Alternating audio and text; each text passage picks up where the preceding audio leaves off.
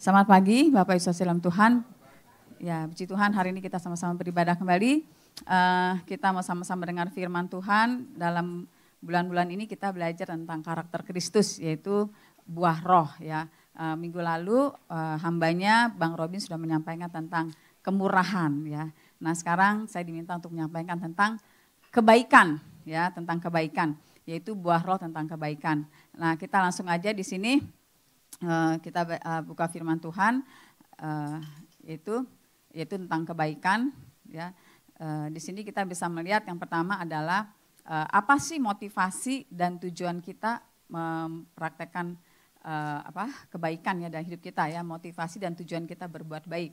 Nah di sini yang pertama saudara, kita bisa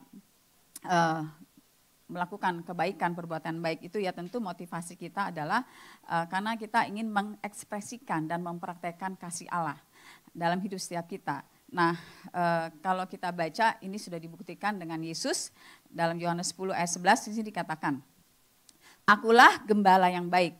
Gembala yang baik memberikan nyawanya bagi domba-dombanya." Nah di sini Yesus berkata, "Akulah gembala yang baik," ya.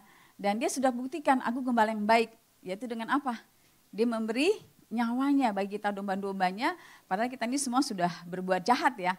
Tapi Yesus itu sangat baik, bahkan kebaikannya sangat sempurna, dan kebaikannya sangat sempurna itu dinyatakan dengan pengorbanannya. Dia memberi nyawanya bagi kita, saudara kasihan Tuhan. Nah karena itu, inilah ekspresi kebaikan itu adalah sebenarnya ekspresi dari kasih ya, dari kasih. Nah karena Yesus begitu mengasihi kita, makanya dia jadi gembala yang baik ya, dia sampai memberikan nyawanya untuk kita domba-dombanya. Yang paling apa saudara? Ya nyawa itu yang paling sudah luar biasa saudara, itu yang paling puncaknya saudara. Nah karena itu saudara kasih Tuhan, kalau kita ya hidup dengan kasih ya, kasih Allah, pasti akan kebaikan itu akan kita ekspresikan dalam hidup kita. Kita pasti akan berbuat baik ya. Kita nggak usah jauh-jauh contohnya ya, misalnya di sini sebagai orang tua, pasti karena mengasihi anak, memikirkan pendidikan yang baiknya gimana, kesehatannya, apa semua itu dipikirkan, betul nggak? Ya, karena mengasihi pasti nggak mau kalau bisa ya sampai kerja gimana, pokoknya ya sampai berkorban apa, karena selalu ingin yang baik, yang terbaik, bahkan yang terbaik gitu ya, buat orang-orang yang dikasihi. Nah karena itu saudara kasih dalam Tuhan, saya percaya setiap kita juga kalau kita ya sudah menerima kasih Allah, kasih Bapa dalam korban Yesus, tentu ada ekspresi kita juga ingin mengekspresikan dengan kita berbuat baik ya, dengan kita melakukan kebaikan ya, itu dari hati kita. Dan kita melakukan kebaikan ini itu bukan, kalau prinsip dunia kan begini ya, saya baik sama kamu karena kamu baik sama saya ya, karena kamu baik sama saya baik sama kamu, atau saya baik sama kamu supaya kamu baik sama saya. Nah, kita kayak gitu enggak ya? Gimana kita? Modus ya. Kita baik ya, mungkin sama pasangan, sama anak semua. Karena dia baik sama kita. Begitu dia kurang baik, kita juga kurang baik. Atau kita baik supaya kamu baik sama saya. Inilah kalau yang tadi timbal balik ya, kasih filio, yang terakhir itu kasih eros ya, tujuan untuk diri sendiri. Nah, itu banyak dipraktekkan kebaikan-kebaikan saudara, tapi motivasinya itu salah gitu. Ya. Bukan itu yang Tuhan mau ya. Yang Tuhan mau itu adalah kita seperti Yesus, itulah teladan kita, yaitu tulus tanpa syarat, bahkan berbuat baik kepada orang yang berbuat jahat. Nah, itu makanya standar kita saudara ya. Ini jangan sama seperti orang yang belum mengenal Allah tadi gitu ya. Nah karena itu saudara dalam Tuhan, di sini kita melihat ya bagaimana kebaikan itu adalah ekspresi ya. Kita ekspresi kita kasih yang kita sudah terima dari Allah, dan kita mau praktekkan kasih Allah itu. Makanya di sini dikatakan ya dalam Roma 5 ayat 8 juga, akan tetapi Allah menunjukkan kasihnya kepada kita oleh karena Kristus telah mati untuk kita ketika kita masih berdosa, bukan ketika kita baik saudara. Ketika kita masih berdosa, Allah menunjukkan kasihnya ya. Kalau dalam bahasa Inggris tuh menunjukkan itu mendemonstrasikan. Saudara kalau kita tahu demo ya, demo naikin harga, demo itu besar-besaran saudara. Allah juga demo besar-besaran saudara, besar-besaran, tapi demonya demo menunjukkan kasih buat kita yang jahat ini loh. Ya, biasanya kan kalau orang buat jahat, biasanya orang tua apa? Siap-siap mendemonstrasikan apa? Rotan, ya kan. Wah pulang ya. udah rencana-rencananya itu sudah ada gitu ya. Ya. Itu dulu saya waktu melayani pelajar saya pernah ke Papua, saudara, itu pernah ada satu anak Papua itu pahit sama bapaknya karena kunci hilang, terus bapaknya gantung dia, saudara, ya. Di mana kata di pintu apa, terus dipermalukan gitu ya. Pokoknya hukumannya sampai kayak gitu. Jadi mengerikan gitu ya. Nah, itu saudara, tapi di sini kita bisa melihat ya, Allah itu dia selalu merencanakan kebaikan gitu buat kita. Sekalipun kita ini, dia udah tahu dia akan ciptakan, Allah akan ciptakan kita kalau bakal berdosa ya. Tapi Allah menunjukkan kasihnya ya, yaitu Bapa mengorbankan Yesus, dan Yesus mau mati buat kita ketika kita masih berdosa, bukan ketika kita baik, saudara. Ketika kita masih berdosa. Nah, pertanyaannya, kita melakukan kebaikan ini apakah seperti itu? Ya, artinya tulus tanpa syarat, itulah kasih agape. Bahkan kita mau menyatakan kebaikan itu kepada orang yang berbuat jahat. Nah, inilah yang karakter Kristus itu. Inilah kebaikan yang sebenarnya Tuhan mau kita praktekkan. Nah, kalau kita baca lagi di sini ya, dalam Roma 12 ayat 9 di sini ya, di sini dikatakan, hendaklah kasih itu jangan pura-pura, jauhilah yang jahat dan lakukanlah yang baik. Ya. Jadi apa sih kasih pura-pura? Ya, kasih pura-pura itu kita berbuat baik, saudara. Ya, pura-puranya tuh berbuat baik. Tapi sebenarnya di balik itu hati kita nggak tulus ya. Betul, ada maksud tertentu ya. Nah, kalau dulu salah satu contoh itu saya pernah dengar teman saya ini dulu ya, satu contoh ya. Dia itu dulu kan latar belakangnya suka sama ganti-ganti cewek, atau dulu masa lalunya belum lahir baru ya. Dia playboy lah gitu ya. Gitu ya. Ya, di sini ada nggak ada ya? Banyak ya. Nah, jadi ternyata dia itu cerita sama saya. Bukan, maksudnya ceritanya cuma cerita doang, maksudnya. Ini, kalau dia itu, kalau sama wanita itu baik gitu ya.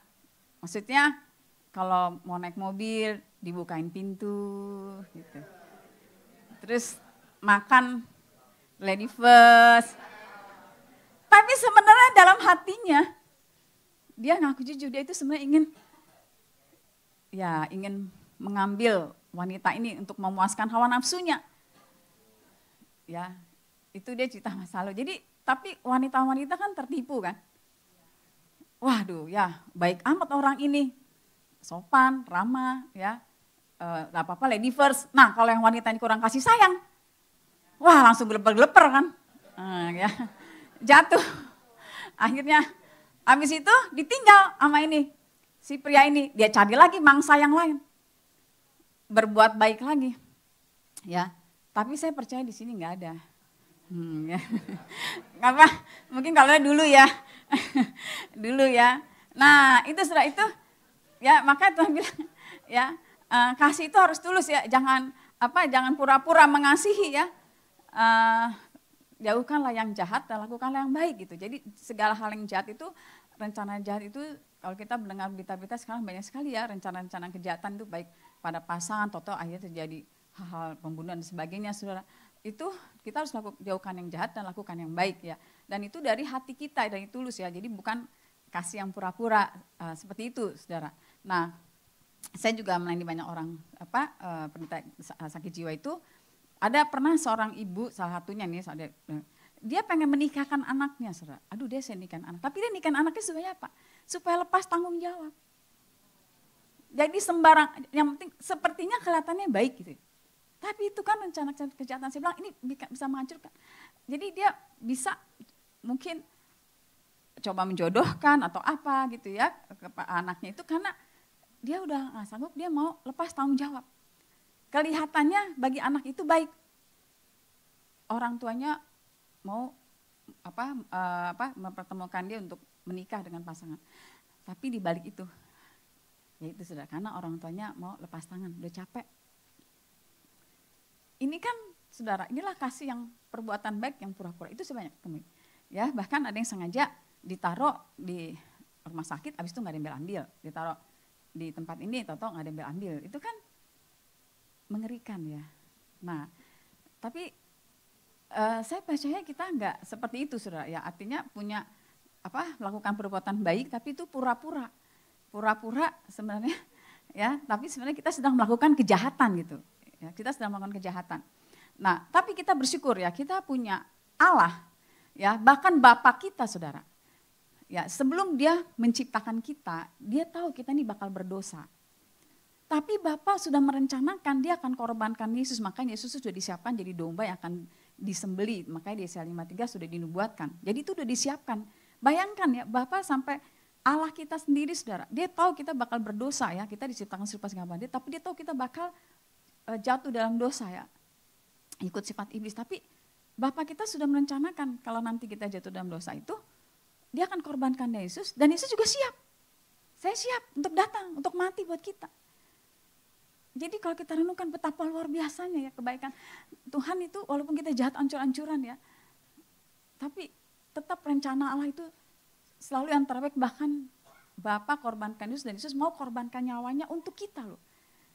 Ya, nah inilah sukacita dalam Tuhan, harus inilah menjadi perenungan kita, sehingga dalam hidup ini inilah menjadi motivasi kita, kasih Allah yang sudah kita terima, pengorbanan kebaikan dengan Dia mati buat kita, Bapa mengorbankan Yesus mati buat kita, Yesus mati buat kita, ini menjadi ekspresi untuk kita mau selalu menyatakan kasih dengan kita berbuat baik. Dengan kita melakukan kebaikan, kita selalu pikirkan apa yang terbaik, sekalipun kepada orang yang bersalah kepada kita. Ya. Nah itulah yang Tuhan mau, motivasi ya dari hati kita, dan itulah tujuan kita berbuat baik karena kasih Allah ya yang sudah kita terima di dalam korban Yesus. Nah berikutnya saudara, ketika kita mempraktikkan kebaikan ini juga saudara, ya apa yang bisa menjadi tujuan kita, yaitu untuk kita memulihkan hubungan. Ya, hubungan separah apapun saudara, itu ternyata bisa menang, terjadi hubungan indah ketika kita praktek kasih yang dinyatakan dalam perbuatan-perbuatan baik. Nah, kalau kita lihat di sini dalam kitab Yohanes ya, dalam kitab Efesus ya, Efesus di sini ya, kita baca Efesus pasal kedua ayat 13 sampai 14. Tetapi sekarang di dalam Kristus Yesus, kamu yang dahulu jauh sudah menjadi dekat oleh darah Kristus. Karena Dialah damai sejahtera kita yang telah mempersatukan kedua pihak dan yang telah merubuhkan tembok pemisah, yaitu perseteruan. Kita sebenarnya dulu ini kan waktu kita berdosa belum baru kita menjadikan diri kita musuh Allah. Tapi Allah mau mengasihi kita. Ya. Makanya untuk Allah mau terus mencintai kita, mengasihi kita, dan untuk hubungan kita dengan Allah pulih. Kita yang dulunya jauh jadi dekat, kita yang dulu musuh Allah, bahkan kita diangkat jadi yang paling dekat, menjadi anak-anak Allah. Pernah nggak dalam sejarah musuh diangkat jadi anak? Pernah praktek di rumah musuh diangkat jadi anak? Tapi ini Allah kita saudara, yang jauh, musuh itu kan udah paling jauh, namanya musuh ya pasti jauh ya, kita udah musuh Allah. Tapi jadi dekat. Hubungan itu menjadi pulih dengan Bapa, kita jadi anak Allah, anak Bapa di surga. Itu tapi harus ada korban untuk hubungan pulih itu, yaitu Yesus dikorbankan dengan darah Yesus. Ya, maka tembok pemisah itu diruntuhkan, dihancurkan, sehingga kita didamaikan. Kita nggak dihukum, terima pengampunan, kita diangkat jadi anak-anak Allah, anak Bapa di surga. Nah ini kita sangat bersyukur. Ya. Jadi di sini kita bisa melihat bahwa Allah tidak membalas kejahatan dengan kejahatan, tapi membalas kejahatan dengan kebaikan. Itu yang terjadi sudah dalam hidup kita ya. Nah karena itu sukacita dalam Tuhan di sini kita juga harus praktekkan ini ya, melakukan kebaikan itu adalah juga untuk kita memulihkan hubungan. Alkitab berkata apa? Dalam Roma 12 ayat 21, janganlah kamu kalah terhadap kejahatan, tapi kalahkanlah kejahatan dengan kebaikan. Bisa kita bayangkan kalau kejahatan dilawan kejahatan, itu yang terjadi kan, peperangan kan, bom dilawan dengan bom, senapan dilawan senapan. Hasilnya apa? Kejahatan semakin berkembang kan. Iblis semakin senang, hore, wah marah dilawan dengan marah, maki dilawan dengan maki, wah pasti tambah kejahatan tuh makin bertambah saudara. Tapi kejahatan hanya bisa kalah dengan satu hal, dengan kebaikan. Nah makanya sukacita dalam Tuhan ini harusnya terjadi dan hidup setiap kita. Ya, inilah yang Allah lakukan, Allah mengalahkan kejahatan apa? Dengan kebaikan. Dengan Yesus mati buat kita saudara, disitulah kita bisa diselamatkan, kita terima kasih Allah. Dan karena kita sudah merasakan kasih Allah, maka hidup kita juga berubah. Kita ingin menyenangkan Allah dengan kita juga mengasihi dengan berbuat baik. Nah karena itu sukacita dalam Tuhan di sini, ya kalau ada hubungan-hubungan yang sedang tidak baik, ya retak antar suami istri, ya gimana mengalahkan kejahatannya? Kalaupun dia berbuat jahat, maksudnya sekali berbuat jahat, menyakiti kita. Ya kita berbuat baik, terus saja kita berbuat baik. Walaupun itu ada waktunya ya. Tapi percayalah saudara, kejahatan itu hanya bisa dikalahkan dengan kebaikan.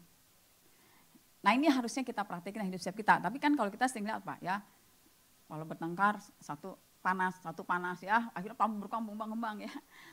Saya pernah dulu juga waktu main pelajar ada di sebuah keluarga sudah dikasih Tuhan di situ. Saya sebenarnya hadir itu mau mengunjungi ya. Karena dia ada kos-kosan, mengunjungi satu yang kos di situ.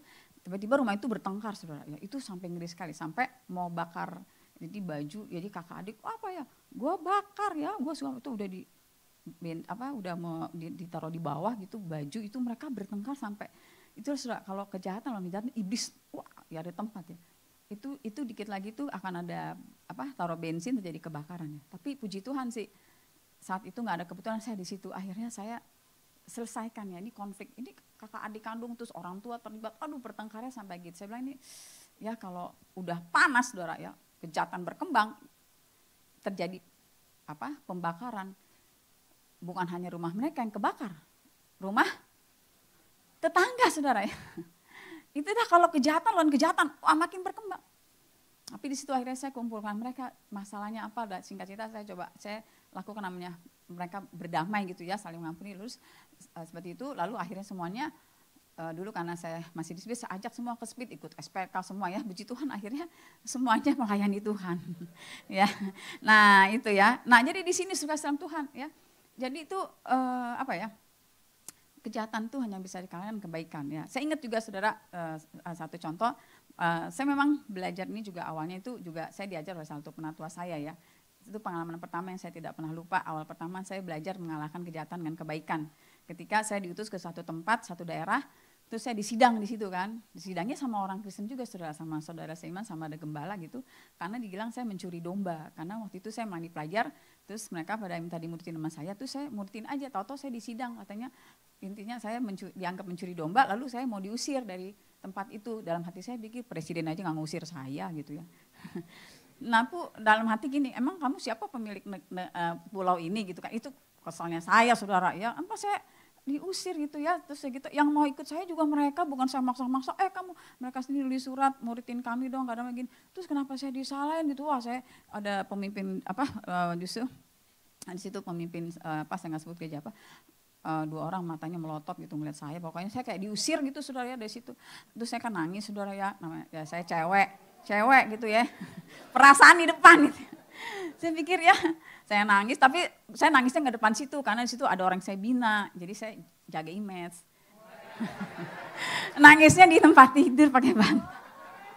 Ya, iya harga diri, aduh malu dong, harus kuat, padahal mah aduh air mata udah mau ngalir juga ya, pas di bantal di kamar baru nangis itu saudara ya. Nah terus, nggak terus ya. Nah akhirnya pulang saya cerita sama salah satu penatua, aduh Kak saya di sana diperlakukan seperti ini. Terus satu penatua saya bilang, kamu datang lagi ke sana, kamu bawa pizza. Saya kaget gitu, bukannya perasaan saya dialamin gitu ya, oh kamu di itu orang kenapa gitu, apa gitu. Tapi saya suruh bawa pizza, nah pizza itu sudah, saya ingat nggak lupa waktu itu pizza itu baru buka di Jakarta. Itu kue paling mahal. Iya, bagi saya itu kue paling, berapa dulu ya, aduh ya saya aja belum pernah baru buka. Saya disuruh ke sana lagi, suruh bawa pizza, kue yang paling mahal yang dari Jakarta. Apa nih maksud pemimpin saya? Bukannya dia nolongin saya, belain saya, hadapi kayak itu ya, kenapa kamu ingin maksudnya belain saya gitu ya. Tapi saya disuruh bawa pizza, saya dulu gak ngerti saudara. Tapi akhirnya karena saya kesel, kebagusan amat. Dia yang udah jahat, bisa bawa pizza, bawa paling mahal lagi. Dalam hati nih saudara, dalam hati. Akhirnya saya tugas lagi ke tempat itu, saya gak bawa pizza lah saudara. Orang saya kesel, ya kan. Terus saya gak taat benar. Saya berontak benar dengan teman orang bilang. Tapi pada saat itu saudara, udah selesai pelayanan gitu, Roh Kudus bicara, ada yang saya gak taat nih, benar. Ya, pada saat itu firman dikata, kamu harus taat pada pemimpin kamu, walaupun saya ngerti. aduh ini udah mau pulang, aduh saya nggak sejahtera, ini ada perintah yang saya belum lakukan ya, taat sama pemimpin ya, untuk bawa pizza gitu. Saya nggak ngerti maksudnya apa gitu ya. Tapi akhirnya gini saudara, karena saya mau taat gitu, walaupun saya belum dari hati yang mengasihi, tapi karena prinsipnya mau taat aja gitu ya. Nah saat itu akhirnya karena pizzanya udah nggak ada, karena hanya di Jakarta baru buka, jadi saya cari akal, saya beli hadiah kaset, waktu itu udah kaset-kaset masih pita rekaman gitu, itu buat anaknya, karena anaknya itu suka lagu-lagu rohani, kaset-kaset gitu. Anaknya deket sama saya lah, karena sudah mulai pelajaran. Nah, singkat cerita akhirnya saya datang ke sana, saudara. Waktu saya mau datang ke sana gitu, penatua saya udah ngomongin, kamu muka tebal. Aduh gimana ya tuh kalau nanti diusir lagi, tapi ingat lagi muka tebal. Ya maksudnya hadapi gitu, hadapi kalaupun nanti. Akhirnya saya bilang, aduh Tuhan, aku ini udah diusir, kenapa aku datang lagi? Tapi karena pemimpin, Tuhan mau supaya saya tanpa pemimpin, akhirnya saya bawa kaset. Udah begitu saya ketok-ketok pintu, saya udah siap-siap nih. Nanti kalau saya nongol, dia marah atau apa, udah siap-siap aja nih ya, supaya kuat gitu ya. Nah tapi begituan ketika saya datang, dibukain pintu, dia bilang, pas buka pintu, saya bilang saya mau bawa kaset Pak, ini buat anak Bapak gitu. Saya bilang gitu aja saudara ya, agak gemeter juga nih saudara. Akhirnya disuruh masuk, masuk gitu ya. Terus akhirnya dia kasih saya juga kaos-kaos saudara, kaos-kaos tulisan rohani gitu. Nah singkat cerita saudara, sejak itu jadi baik gitu saudara. Nah kalau dia ke Jakarta gitu, entah dia telepon saya, Dharma kamu ada di mana, bisa kesini nggak? Aduh maaf saya sibuk pelayanan. Nah di situ dia ternyata malah ngundang saya gitu. Yang tadinya saya ditolak, disingkirkan, tapi dia malah ngundang saya. Di sini saya bisa melihat, ternyata Tuhan lagi ngajar saya mengalahkan kejahatan dengan kebaikan gitu kan. Kebaikan pasti menang saudara. Kejahatan pasti kalau hubungan tuh pasti pulih. Walaupun memang ada yang langsung, ada yang proses ya. Di situ saya jadi tahu, Tuhan ajarin saya praktek kasih ini ya. Nah saya ingat ada satu lagi saudara, ya saya tuh di rumah memang ada satu anak yang saya adopsi. Sejak umur 5 tahun, sekarang udah umur 20 tahun dan 15 tahun gitu. Nah singkat cerita saudara, dia laki-laki, nah waktu itu saya mimpin di Abalov Depok itu, dia ada satu temannya juga itu sering bully dia. Jadi di sekolahnya bareng, juga satu keiga juga gereja anak, tapi dia sering dibully di sekolah, di situ entah dipukul lah, entah dibully, dimaki, apa pokoknya kayak ini musuhin banget gitu. Jadi kayaknya kok kenapa sering diserang gitu. Nanti dia cerita, waktu kan masih kecil waktu itu habis dipukul masih ini, habis dibully masih ini. Nah, di situ saya juga berpikir gini, aduh saya panggil juga nih orang tuanya ya. Apakah orang tuanya mendidik anaknya gitu, tahu nggak anaknya seringkali melakukan tindakan perbuatan jahat kepada anak yang saya adopsi ini kan.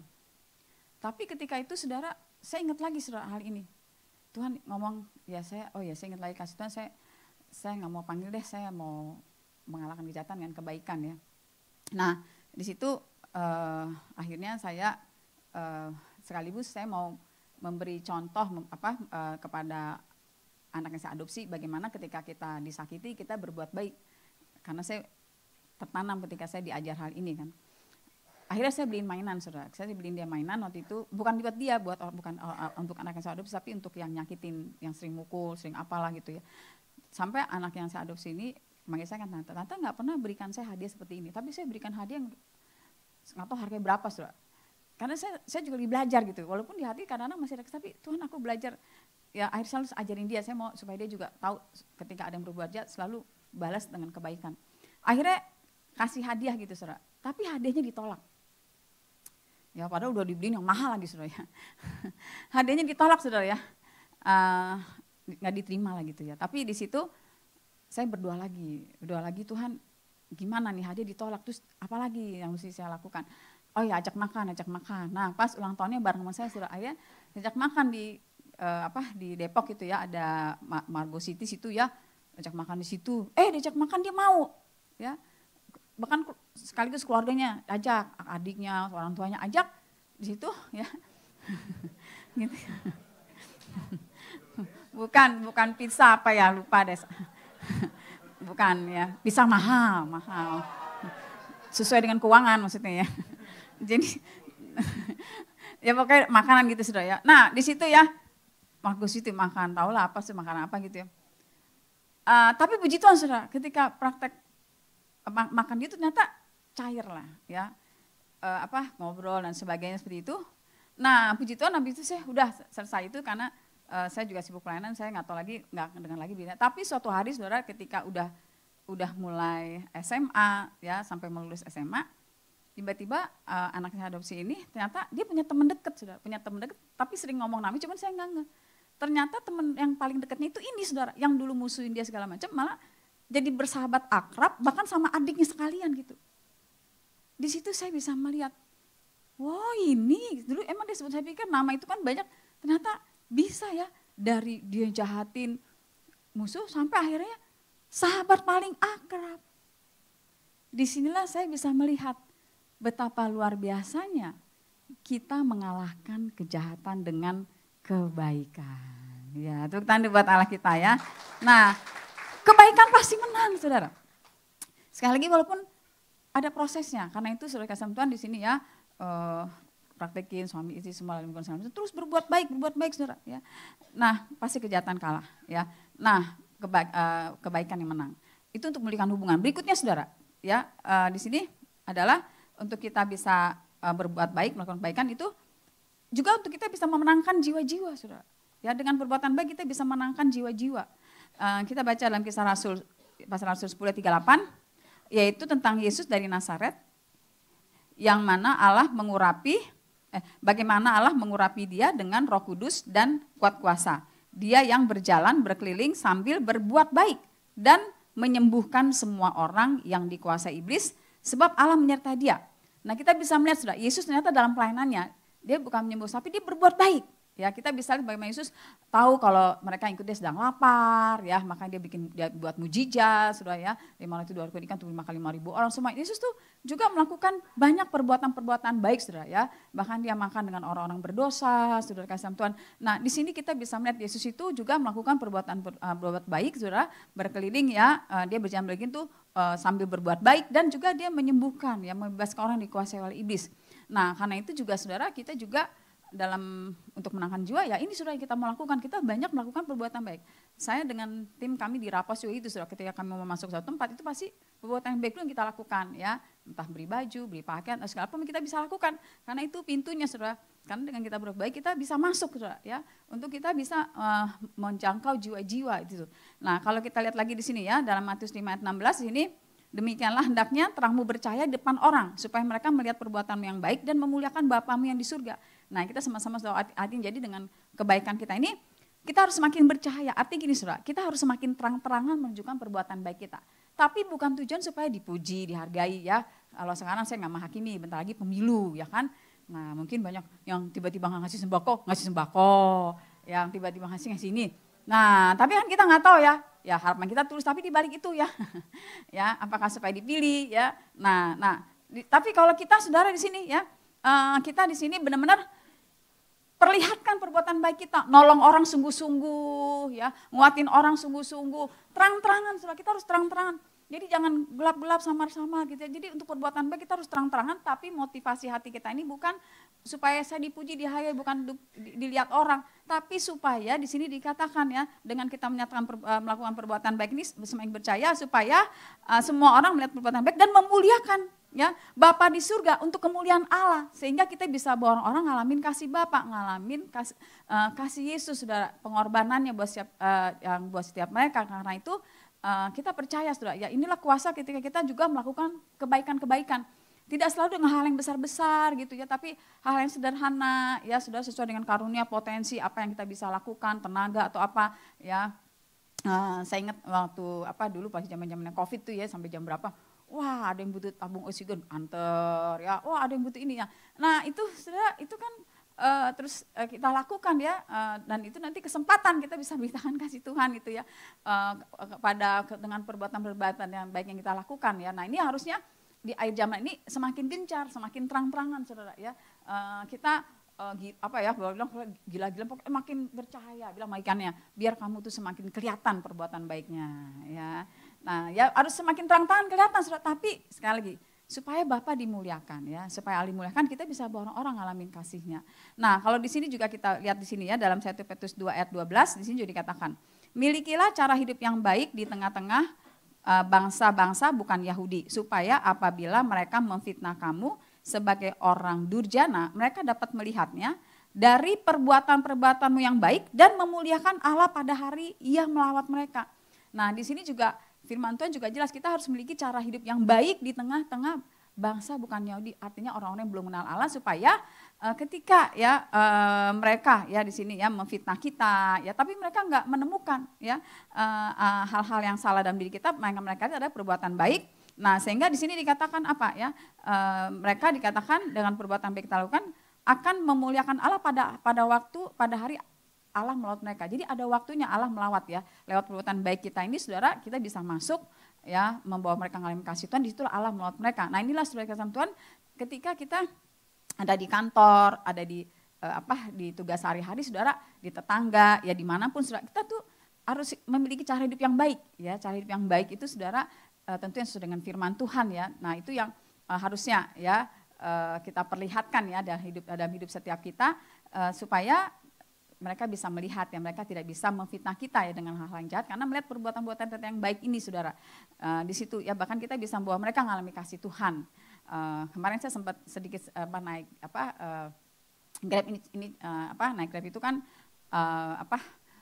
ceritanya singkat cerita ini, tapi ini bisa memberi masukan juga ya, maksudnya ternyata itu yang dilihat orang-orang ya. Jadi masuk Grab itu emang saya juga kurang tahu lah isi etol saya itu berapa lah, jadi kurang lah ibaratnya kurang ya. Terus akhirnya kan nggak bisa ya, terus yang driver juga nggak ada etol juga ya. Akhirnya saya bilang udah Pak, ini saya kasih uang beli deh yang di belakang, biasa kan kita gitu ya, beli yang di belakang aja gitu ya. Terus setelah itu di samping ada ibu-ibu juga, sama juga etolnya habis, bintang ke saya, aduh saya juga habis juga, nggak cukup juga ya. Kalau ada pasti tolong gitu ya. Nah itu hari itu akhirnya si driver ini minta ke mobil belakang ngasih uang kan, saya kasih, tapi mobil belakang nggak mau, akhirnya mobil belakang lagi ya. Akhirnya udah bisa beli dulu pakai etolnya ini kita bayar lah, singkat cerita gitu kan, yang pasti tahu lah yang biasa pakai etol. Nah singkat cerita supir Grabnya ini ngomong gitu, kenapa sih ya kita nih orang beragama nggak mau berbuat, karena yang belakangnya kan nolak, kita orang beragama nggak mau berbuat baik ya kita berbuat baik lah. Ya dia ngomel-ngomel saudara ya, ngomel-ngomel sama mobil belakang gitu ya. Nah di sini jadi kita bisa melihat ternyata saudara, semua orang pasti merindukan namanya perbuatan baik. Ya, semua pasti merindukan perbuatan, cuman disinilah saudara makanya kita sebagai orang itu harusnya kita semakin percaya, semua orang tuh pasti senang makin merindukan saat butuh pertolongan ataupun perbuatan-perbuatan baik saudara.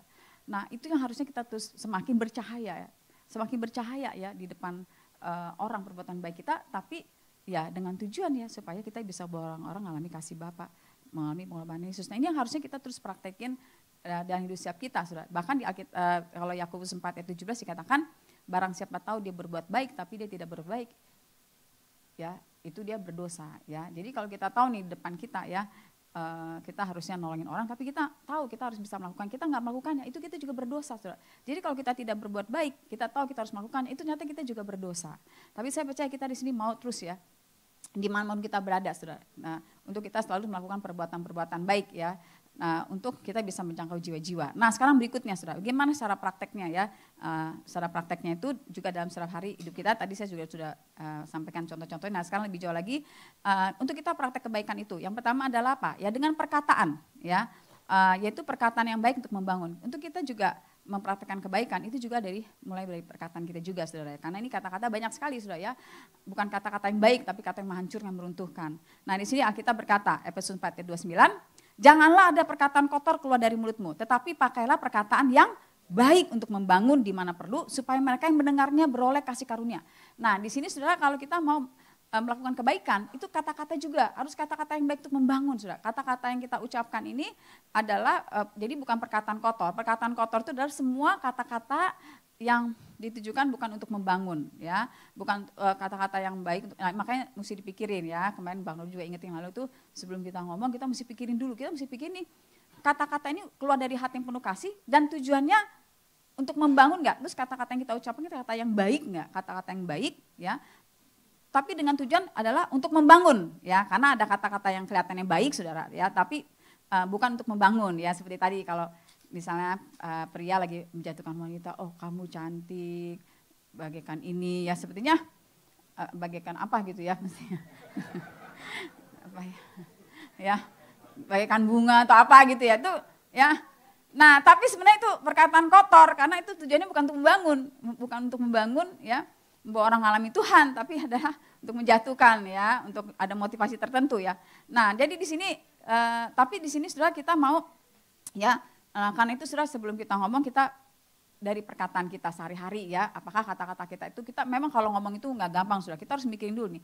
Kata-kata yang kita mau ucapkan ini adalah tujuannya apa ya, sekalipun dia melakukan kesalahan tapi kita mau punya tujuan gimana cara menegurnya yang baik supaya dia tidak tertuduh ya, tapi dia dibangkitkan untuk bangkit lalu dia ngalamin kasih Tuhan. Itulah dikatakan gini dengan nanti ujiannya adalah ya kalau kata-kata kita baik ini adalah yang membangun di mana perlu sesuai dengan keperluan ya. Misal kalau dia sakit, oleh Yesus kamu udah sembuh, lagi khawatir jangan takut, Tuhan pemelihara kamu dan sebagainya sesuai dengan keperluan. Maka mereka mendengar beroleh kasih karunia. Ujiannya orang yang mendengar beroleh kasih karunia, sekalipun dia jatuh dalam dosa dia dibangkitkan, dikuatkan.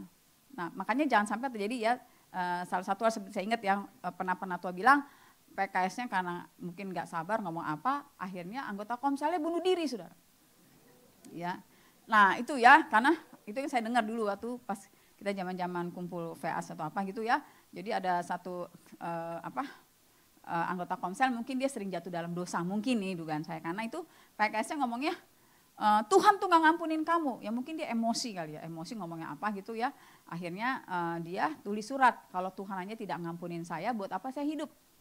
Akhirnya dia bunuh diri saudara. Makanya itu saudara kasih Tuhan bilang bagi kanannya, jaga perkataan kita. Ya karena perkataan kita ini bisa meruntuhkan, bisa mematikan, tapi bisa kita bisa menghidupkan saudara ya. Nah makanya kalau kita lagi hati kita sedang tidak penuh kasih, jangan ngomong. Ya, hati kita beres dulu, tenang dulu, karena apa yang dari hati ini meluap keluar ke mulut ya. Nah meluap keluar ke mulut saudara. Saya pernah dengar saya juga melayani dari seorang pelajar tapi udah belum ketemu lagi ya saudara. Dia jadi sakit skizofrenia dengan suara mati aja karena itu menyedihkan sekali saudara ya. Kata-kata itu ya sampai sekarang masih problem ya, masih proses kata-kata itu ya. Akhirnya saya bilang kamu berharga, Tuhan Yesus mengasihi kamu, Tuhan Yesus sudah mati untuk kamu, tapi kata-kata itu masih kencang saudara karena nggak tahu tertanamnya kapan. Jadi karena itu sudah mari sama-sama kalaupun kita sempat ngucapin kata-kata yang salah, kita cabut, kita ucapin kata-kata yang baik untuk membangun sudah ya. Pernah juga ada seorang ibu dan kata-kata ini kan juga bisa kutukan ya. Ada juga dulu saya ada satu yang saya lain juga, satu orang yang sakit jiwa, dia kan sering bolak-balik nyikat WC, perilakunya seperti itulah ya. Tapi ada satu hal yang sering kali dia ngomongin bahwa yaitu ya orang tuanya tuh sering banding-bandingkan dia dengan kakaknya, tidak secantik kakaknya, tidak seperti kakaknya. Jadi itu kata-kata itu yang akhirnya masuk dalam pikirannya ya, sehingga dia jadi stres ya kalau kata-kata itu merasa nggak berharga, nggak berguna saudara. Nah ini saudara kasih tadi banyak kata-kata. Ada lagi seorang ibu ya, anaknya kacau lah hidupnya saudara ya. Terus akhirnya anaknya ngomong gini sama saya, soalnya gini Kak Dharma, mama saya sering ngomong sama saya nih perawan sinting gitu. Hah? Akhirnya saya tanya sama ibunya, tante, emang tante pernah ngomong sama anak tante ya kata-kata tadi tuh perawan sinting? Iya, soalnya anak saya itu nakal atau apa gitu. Nah akhirnya anak ini ngalami sudah ya, hidupnya kacau seperti itu. Nah itu sudah ya, jadi itu kata-kata, jadi banyak sekali saya lihat orang-orang mengalami kehancuran itu dengan kata-kata. Ya lewat kata-kata itu ya banyak yang hancur ya. Nah karena itu sudah, tapi kata-kata kita ini sebenarnya bisa menyembuhkan, memulihkan. Nah ini sudah makanya kita bisa mengucapkan kata-kata baik untuk membangun ya.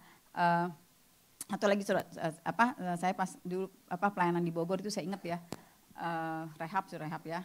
Terus ada yang saya sama tim waktu itu ya, ada satu almarhum pembina kita, Risma juga di situ. Ada satu yang kita ini gini, kuburin saya, saya kaget. Loh, maksudnya apa? Kuburin dia minta dikubur, dia minta saya sama nguburin dia gitu ya. Waduh. Saya tahu ini dia kayaknya ngalamin sesuatu nih, tolong kuburin saya gitu ya. Nah ternyata itu orang tuanya itu udah buang dia, nggak mau apa, jadi dia memilih dia mati gitu ya. Memilih dia mati gitu, dia minta dikuburin gitu ya. Tapi disitulah saya sama tim kita mengucapkan kata-kata ya, saya ngomong dia belum kenal Tuhan. Saya bilang, kamu tahu nggak ya orang tua kamu buang kamu, tapi ada Tuhan yang mati buat kamu. Lalu saudara saya bagian tentang Tuhan Yesus yang kamu berharga, Tuhan Yesus mati buat kamu tahu siapa itu Tuhan Yesus. Akhirnya itulah kesempatan saudara saya memberitakan ya bahwa dia sangat berharga, Tuhan Yesus mati buat dia, sudah ngasih singkat cerita, puji Tuhan. Akhirnya waktu itu kita peluk, kita doain dia, saudara, dia mau terima Tuhan sebagai Tuhan Yesus selamat. Dan puji Tuhan saudara, besoknya ketemu, beberapa waktu kemudian ketemu lagi, dia udah gak ngomong gitu lagi, dia udah senyum ya. Gak ngomong lagi kuburin saya ya. Nah jadi saudara Tuhan, kita bisa melakukan perbuatan kebaikan itu dengan kata-kata Allah. Berikutnya saudara, baru dengan perbuatan-perbuatan baik ya. Tadi kata-kata perbuatan baik. Nah, perbuatan baik ini adalah yang pertama adalah terhadap orang yang bersalah kepada kita. Nah, ini yang tadi saya bahas ya, perbuatan ini pada orang yang menyakiti, berbuat jahat, orang musuh kita. Inilah target kita ya. Kalau kita mengasihi kita itu orang dunia sampai di situ. Kalau kita mengasihi musuh, orang buat jahat. Nah, karena itu di sini kita baca ya dalam kitab Lukas ya, di sini dikatakan ya, tetapi kepadamu yang mendengarkan aku berkata berkata, kasihlah musuhmu, berbuatlah baik kepada orang yang membenci kamu, mintalah berkat bagi orang yang mengutuk kamu, berdoalah bagi orang yang mencaci kamu. Nah, ini suka dalam Tuhan ya, kita sama-sama baca ini adalah perbuatan baik kita lakukan kepada orang yang berbuat jahat. Inilah standar kita harus sampai bisa mengasihi musuh, dan inilah saudara yang memang tidak dimiliki oleh ajaran-ajaran yang lain ya. Makanya saya mendengar banyak juga orang yang akhirnya bertobat ketika tahu kok di Kristen diajar mengasihi musuh ya. Nah ini ya karena apa, kita yang jadi musuh Allah tapi Yesus sudah mati buat kita, sekarang Tuhan mau kita lakukan ini. Nah ini sudah standar kasih kita, jadi ketika ada orang yang menyakiti kita, saudara, kita harus di sini apa? Ya di sini kita harus mengasihi, berbuat baik, ya, menolong, mendoakan, ya, memberkati, ya, dan sebagainya, saudara, kasih Tuhan. Dan di sini juga kalau kita baca lagi, ya, dalam ayat selanjutnya, ayat 33 sampai 36 di sini, sebab jikalau kamu berbuat baik kepada orang yang berbuat baik kepada kamu, apakah jasamu? Orang-orang berdosa pun berbuat demikian. Dan jikalau kamu meminjamkan sesuatu kepada orang karena kamu berharap akan menerima sesuatu daripadanya, apakah jasamu? Ya. Orang-orang berdosa pun meminjamkan kepada orang-orang berdosa supaya mereka menerima kembali sama banyak. Tetapi kamu kasihlah musuhmu dan berbuatlah baik kepada mereka dan pinjamkan dengan tidak mengharapkan balasan. Maka upahmu akan besar dan kamu akan menjadi anak-anak Allah yang maha tinggi, sebab ia baik terhadap orang-orang yang tidak tahu berterima kasih dan terhadap orang-orang jahat. Hendaklah kamu murah hati sama seperti Bapamu adalah murah hati.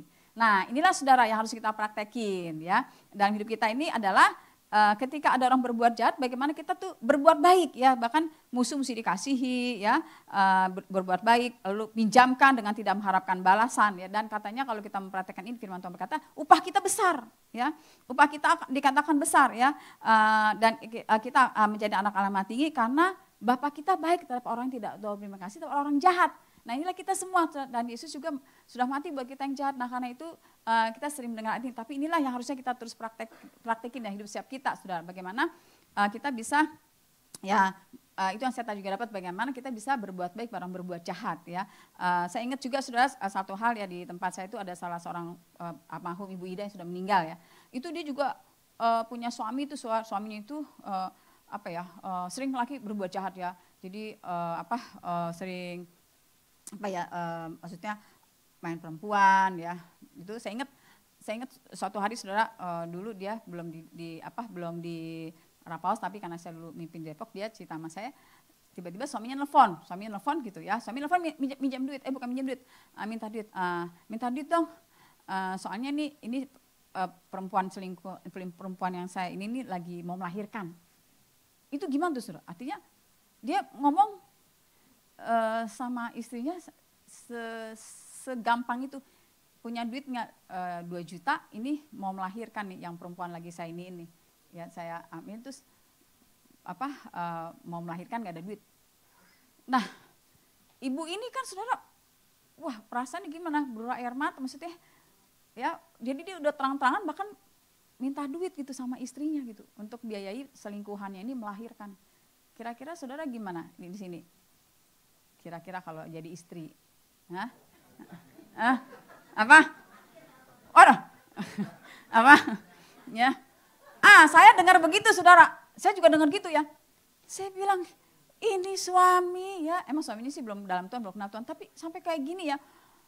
Aduh, saya juga marah juga, tapi saya ingat lagi, loh ini saya hamba Tuhan, kok saya ikut marah gitu ya. Apa yang saya bisa ajarkan ya. Tapi saya ingat apa Tuhan ingetin, ampuni 70 kali 7 kali. Jadi saya bilang sama dia, nah saya kan gak di posisi itu. Saya bilang, tapi firman Tuhan telah berkata, Bu, ampuni suami 70 kali 7 kali. Bisa gak? Ya pasti bisa, orang Tuhan kasih perintah ya pasti bisa ya, makanya. Itu, ya. Terus apalagi saudara? Gimana nih suami saya ya, dia tahu suaminya udah main perempuan, ya tapi suaminya minta dilayani. Saya bilang, layani. Terus gimana ulang tahun? Kata saya masakin nasi kuning. Wah, pokoknya saya tuh pokoknya ajarin dia. Iya pokoknya. Terus, wah ini isi luar biasa saudara ya, semua apa yang saya ajarkan. Saya itu nggak di posisi, tapi dipraktekin loh saudara ya. Ulang tahun dibikinin nasi kuning saudara ya. Dia tahu sampai seminggu terus udah gitu suaminya itu kan diabetes saudara. Jadi nggak kerja, istrinya yang kerja. Jadi suaminya tuh dikasih duit beli obat. Dulu zaman-zaman kayaknya belum ada BPJS, nggak lupa belum ada BPJS. Terus suaminya nggak kerja dan dia diusir ya. Akhirnya dia sewa satu tempat jualan. Siang dia nganter makanan, jadi dia antar suaminya di catering gitu. Suaminya masih nyakitin terus, tapi perbuatan baik jalan terus. Ya, dia lakukan loh, itu luar biasa loh saudara ya. Itu kalau ini dia udah meninggal, tapi itu dipraktekin semua yang saya ajar, dipraktekin saudara ya. Ya, dan akhirnya waktu itu dia ikut wanita bijak gitu ya. Itu wanita bijak terus disuruh, kalau di wanita bijak itu kan disuruh tulis surat, ya kan, kepada suami ya kan. Nah dia tulis tuh surat kata-kata pisah, nggak tahu kata-kata apa, pasti saya tahu lah dia kata-kata cinta yang, karena saya tahu dia terus praktek ya. Akhirnya kata-kata surat itu ditaruh di dekat kaca ya, mungkin dekat suami. Terus akhirnya suaminya baca. Nah akhirnya suaminya itu akhirnya apa saudara? Dia bilang gini, akhirnya suami itu, ya ini saudara, kita mengalahkan dekat kita mengasihi musuh, orang berbuat jahat, maka orang itu pasti ngalamin Tuhan, kebaikan itu menang. Nah singkat cerita suaminya bilang gini, saya ini bingung ya, saya ini udah jahatin kamu loh. Saya udah jahatin kamu loh. Ternyata dia ngaku saudara, ternyata selingkuhannya itu jadi dia ini jadinya, dia kan istri pertama, jadi ada 3. Jadi dia terbuka semua. Ya, dia bilang, ya, ternyata ada 3 yang tadi hamil itu 1, yang lain 2 gitu ya. Terus pokoknya gitu saudara ya. Aduh semuanya sampai dia makan disediain semua segala macam. Ini luar biasa sekali emang ibu ini saudara ya. Nah itu dia pasti upahnya besar itu ya. Nah jadi di sini singkat cerita apa saudara ya. Akhirnya suaminya bilang gini, saya ini heran ya, saya udah jahatin kamu ya. Tapi kok kamu baik sama saya. Kamu baik sama saya. Dia bilang, di dunia ini ternyata nggak ada wanita yang seperti kamu. Dia ngomong sama istrinya. Ya, nggak ada perempuan yang seperti kamu baik gitu ya. Penulis kata, jadi nggak ada lo kata-kata jahat keluar dari mulut dia. Kamu tuh suami apa? Nggak ada lo saudara. Kata-kata bangun terus semua dikasih obat, dikasih makan, dianterin, sekalipun dia diusir, dicaci maki, ya segala macam. Tapi tetap berbuat baik. Dan akhirnya saudara kasih dalam Tuhan, disitulah ya Tuhan menjamah. Akhirnya yang suaminya tadinya menentang istrinya itu ikut konflik segala macam. Akhirnya suami ini tuh mulai membuka di rumahnya itu, dia mulai persilahkan ada komsel. Sebelum komsel malah dia nyediain minuman. Ya, dan disitulah dia mulai hari demi hari dia mendengar firman Tuhan. Nah jadi di sini saya bisa melihat saudara kasih dalam Tuhan, dan saat-saat terakhir suami juga menunjukkan kasih gitu kepada dia ya, menemani istrinya. Jadi yang perempuan itu ditinggalin semua saudara ya. Jadi dia bilang di semua ditinggalin semua yang 3 itu. Jadi dia benar-benar kembali kepada istrinya dan dia juga yang ikut merawat istrinya. Nah ini sukacita dalam Tuhan. Jadi kita bisa melihat di sini ya, itulah emang saya udah gak ketemu lagi ya saudara kepada suami, tapi kita percaya firman Prabu itu gak akan pernah kembali dengan sia-sia. Nah di situ saudara, jadi di sini kita mau sama-sama ya saudara praktekin ini ya, kebaikan ini kepada orang berbuat jahat ya, kepada musuh orang yang benci kita ya. Nah berikutnya saudara ya, berikutnya lagi saudara karena waktunya. Nah di sini bukannya terhadap orang berbuat jahat, juga kita berbuat baik, melakukan kebaikan terhadap semua orang ya, terutama kepada saudara kita seiman. Nah di sini kita baca lagi Galatia 6 ayat 9 sampai 10. Janganlah kita jemu-jemu berbuat baik, karena apabila sudah datang waktunya kita akan menuai jika kita tidak menjadi lemah. Karena itu selama masih ada kesempatan bagi kita, marilah kita berbuat baik kepada semua orang. Tetapi terutama kepada kawan-kawan kita seiman. Nah di sini juga Tuhan ingetin kita, bukannya musuh tapi kepada semua orang, ya tadi khususnya musuh ya, orang yang benci kita, menyakiti kita, dan juga kepada semua orang, terutama kepada kawan kita seiman. Selama masih ada kesempatan. Kesempatan untuk berbuat baik itu sangat banyak saudara ya, dimanapun kita berada ya, di tengah jalan dimanapun ya, kita bisa kalau kita peka banyak sekali perbuatan baik bisa lakukan ya, di tempat ini kita lihat ada orang yang butuh pertolongan dan sebagainya saudara, itu terutama kepada kawan-kawan kita seiman ya, dan kita percaya dikatakan jangan menjemu-jemu berbuat baik, kita akan menuai jika kita tidak menjadi lemah ya. Jadi ketika kita melakukan perbuatan baik, kita pasti akan menuai, saudara. Kita akan juga menuai jiwa-jiwa, saudara. Ketika kita terus ya melakukan perbuatan baik ya, tidak menjadi lemah ya. Nah ini yang harusnya kita terus praktekkan dalam setiap kita, saudara, dalam banyak hal ya tentu ya. Kita mau terus semakin menunjukkan ya, baik kita berbuat baik di mana ada kesempatan. Jadi kesempatan berbuat baik itu sangat banyak sekali dalam hidup setiap kita, saudara. Untuk kita lakukan ya. Nah berikutnya ini adalah gimana saudara caranya supaya kita bisa mempraktekkan kebaikan ini, yaitu saudara untuk kita bisa terus mempraktekkan kebaikan ini saudara, dan hidup kita tidak jemu-jemu tapi terus ya melakukan kebaikan, itu kuncinya adalah bagaimana kita terus mengalami ya terus menerus kasih Allah ya di dalam korban Yesus, karena kasih itu mulai dari Allah sendiri yang telah mengorbankan Yesus ya. Nah di sini dikatakan dalam 1 Yohanes 4 ayat 10 sampai 11. Dikatakan sini, inilah kasih itu bukan kita yang telah mengasihi Allah, tetapi Allah yang telah mengasihi kita dan yang telah mengutus anaknya sebagai pendamaian bagi dosa-dosa kita. Saudara-saudaraku kekasih, jika Allah sedemikian mengasihi kita, maka haruslah kita juga saling mengasihi. Kalau kita melakukan kebaikan, saudara, kuncinya adalah kita terus mengalami kasih Allah, kita sudah mengalami kasih Allah, tapi untuk kita terus mengalami menyadari kasihnya, maksudnya selalu menyadari kasihnya. Nah inilah saudara, kasih itu ditunjukkan yaitu di dalam salib Kristus, dalam pengorbanan Yesus. Di sini kita tahu bagaimana kita yang jahat sangat dikasihi ya, sampai Allah mengorbankan Yesus mati buat kita. Inilah saudara kasih dalam Tuhan, kebaikan yang terbesar, pengorbanan terbesar yang Allah lakukan buat setiap kita. Nah karena itu kita mau sama-sama terus mengalami ya, menyadari ya, misalnya menyadari kasih Allah ini dengan kita merenungkan terus karya salib ya, bagaimana Allah mengorbankan Yesus buat kita, sehingga saudara kita bisa terus disitulah mengalirkan kasih dengan kita berbuat baik, termasuk pada orang berbuat jahat ya. Ini juga dalam hidup saya juga ajarkan di Rapahos, juga di semua, karena yang dibuang, yang ditolak dan sebagainya, tapi kita bisa terus mengasihi orang berbuat jahat ketika kita tahu kita yang jahat sudah dikasihi ya oleh Allah kita di dalam korban Yesus. Nah kita mau sama-sama renungkan ini saudara, dan disitulah ketika ada yang nyakitin kita jadi bisa mengampuni ya, bukan bisa mengampuni, kita bisa berbuat baik ya, bisa mengalahkan kejahatan dengan kebaikan.